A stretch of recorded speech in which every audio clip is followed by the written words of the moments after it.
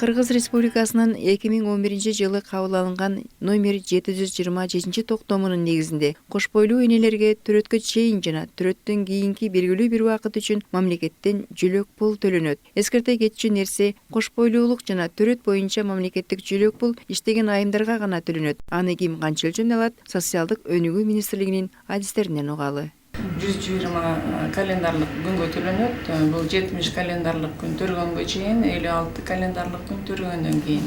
2ден ашык бала төрөгөн аялдарга 140 күндүк календарлык күнгө төлөнөт. Бул жерде 70 күн төргөнгө чейинки убакта, 70 күн төргөндөн кийинки убактарга. Эгерде аялдар бийик тоолуу өрөөнөрдө жашаса, бул жерде ойдогудай төрөт учурунда 140 календарлык күнгө төлөнөт, 70 календарлык күн төрөгөнгө чейин, 70 календарлык күн төрөгөндөн кийин.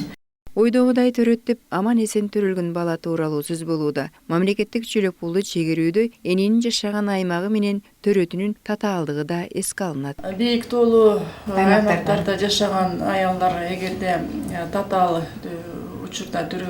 төрөт учурунда 156 календарлык күнгө төлөнөт. Бул жерде 70 календарлык күн төрөткө чейин, 56 календарлык күн төрөттөн кийин. Эгерде ошол эле татаал бийик тоолуу райондордо 2ден ашык бала төрөгөн аялдарга 180 календарлык күнгө төлөнүп берилет. 70 күн төрөгөнгө чейин, 110 күн төрөттөн кийинки убакыт болот. Буларга эгиз төлөгөн, үчем төлөгөн энелерге эми ошо эгиз төрөгөн, үчем төрөгөн аялдарга ошондой иретте төлөнүп берилет да.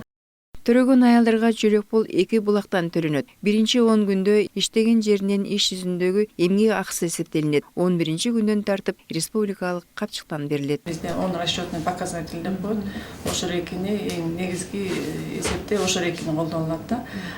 Бүгүнкү күндө бир расчетный показатель 100 сомго барабар. Азыркы бул учурда биз 10 эсептик расчетный показательди алабыз. Ошондо 11-чи күндөн баштап 1000 сом болуп эсептелинет. Ушинтип иштеген айымдар наристе күткөн кезде жана көз жарганда мамлекеттен өздөрүнө тиешелүү каражатты алышат. Ал эми жумушсуз айымдарда мындай мүмкүнчүлүк жок.